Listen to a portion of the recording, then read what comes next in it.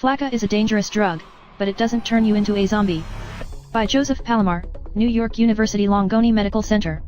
Stories of horrific crimes resulting from drug use have been propagated by the media for over a century.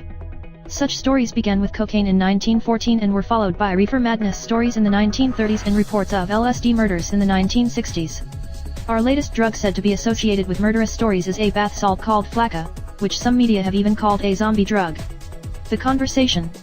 It's gained this moniker by being associated with bizarre and violent behavior of some drug users. In August, 19-year-old Austin Harrouff attacked and killed a couple in their Florida home, and he was found biting the face and abdomen of one of his victims. The attacker's parents reported he had displayed strange behavior for months prior to the incident and that he possibly suffered from undiagnosed schizophrenia. Authorities, however, believed Harouff was likely high on the new street drug called Flakka, as use had previously been attributed to widespread incidents of strange and sometimes violent behavior. On November 23, however, media coverage of Harouff's toxicology tests revealed that Flakka was not detected in Harouff's system. Thus, this cannibal incident did not involve the drug, as was widely believed. Last week, a jury in Palm Beach County decided that a man was guilty in the 2015 beating death of a woman while he was high on Flakka. The Palm Beach Post reports that man's attorney argued that his client, 29-year-old Darren Morrison, was a paranoid schizophrenic.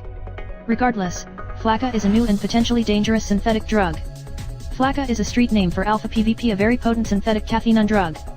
Synthetic cathinones are a new variety of amphetamine-like street drugs, which are commonly referred to as bath salts. Flakka is a very potent and inexpensive stimulant. In fact, it appears to be more potent than methamphetamine, and it is believed to have higher addictive potential. Flakka use has been found to be associated with paranoia, delusions, and hallucinations, which may be somewhat dependent on frequent and/or extensive use. Within 16 months, 2014 to 2015, in Fort Lauderdale and its suburbs alone, 63 supposed Flakka users died from acute intoxication, accidents, suicides, and homicides. Flakka is particularly infamous for being tied to rashes of bizarre behavior in Florida and recently in Australia. Bath salts such as Flakka quickly became extremely stigmatized drugs in response to media coverage of users supposedly turning into zombies or cannibals. As someone who studies drug use epidemiology, I think it is very important to separate truth from myth when it comes to drugs. This article was originally published on The Conversation. Read the original article. Cannibals and zombies high on bath salts? The zombie/cannibal label phenomenon began in Miami on May 26, 2012 when Rudy Eugene, naked and thought to be high on bath salts, chewed the face and eyeball off of a homeless man.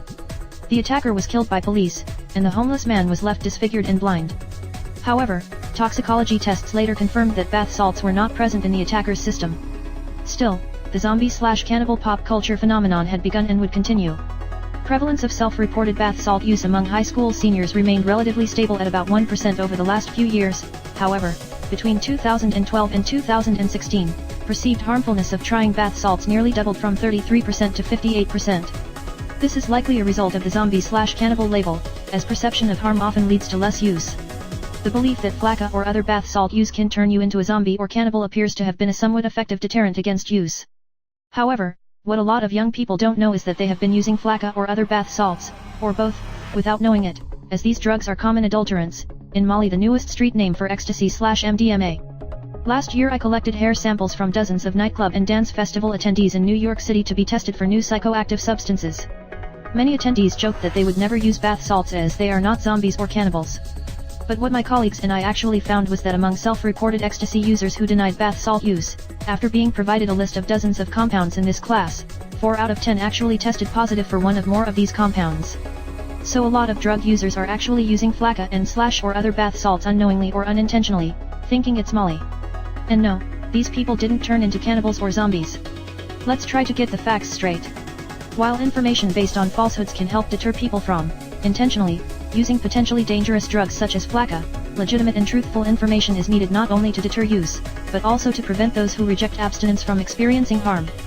Sometimes scary information works to deter drug use. But scary should be based on truthful information about potentially harmful drugs. If we continue to exaggerate adverse effects, then this can work against our prevention efforts in 2 ways. First, potential users, especially experienced drug users, may disregard our warnings. Second, exaggerating dangerous effects usually leads to increased stigma toward those who use or happen to be dependent on the drug. This usually leads only to further ostracization and a lower likelihood of seeking treatment. Drug-induced cannibalism now appears to be a hot media topic. This is understandable as much of the public is now obsessed with zombie TV shows. But we need to ensure that we remain cautious about news we hear, and responsible for news we share. Joseph Palamar, Assistant Professor of Population Health, New York University Langone Medical Center. Image, bath salts, or synthetic street drugs with amphetamines. Via DEA. DEA. Source, patch.com.